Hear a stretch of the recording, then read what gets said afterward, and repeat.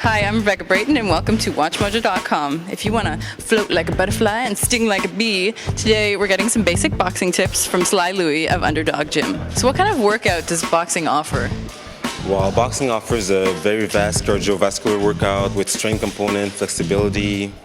It's pretty much a total workout. How long after I start will I see a difference? Most of our members see a difference after pretty much the first months of training. So who's attracted to boxing? Mostly teenagers, where I think they're going through changes in their lives, so there's pain and anger towards that. So they need to really externalize or canalize this energy. For a beginner, what kind of special equipment might we need? It's a pretty cheap sport. All you need really pretty much are end wraps, and most of the time, most gym will lend the boxing gloves. So you need end wraps, shorts, a t-shirt. So what kind of special skills are involved in boxing? You have to control your emotions. You have to learn to know yourself a whole lot, to know what you can and can't do. If you get hit, it's really hard to stay focused on what you have to do. Then it's basic notion of coordination, speed, strength. So what's your background in boxing? When I was 16, I was pretty much an angry teen, like many others. So I started boxing.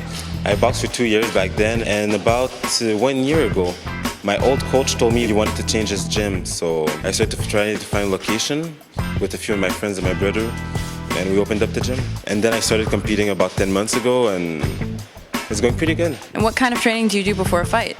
You want to warm up doing the same motion you'll be doing in the ring, or if you're sparring or doing pads, you want to do them slowly. Then you speed it up. You spend a whole lot of time in front of the mirror. That's the most important part of the workout.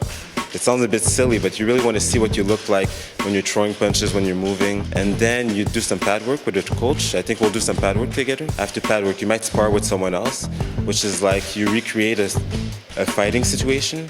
So you do a few rounds with that. Then you work the bag a bit, and that's pretty much it. What do you say when people say boxing is too violent a sport? That's life, and fighting is a part of our nature. When we're kids, we always play fight. It's fun. Even people who say, "Oh, boxing is dangerous, it's violent," it's the same kind of people. If they go see a fight, they'll want to see a knockout. If I go see a fight, I'll be I just want to see what happens. It's cool. Would you consider boxing a form of defense? To me, it's a form of expression. It's really, you could express what's within you. You could express your character. When you're fighting, you really get to know that person. That's why often after a fight, you'll see two guys that are trying to rip their head off, and afterwards they'll be oh, they'll hug each other and be all warm. So are there any myths about boxing that we should dispel? Well, a pretty popular one is that it's often said that women weaken legs. So in preparation for a fight, often old school trainers will ask their fighter not to have sex. Good to know. Thank you very much.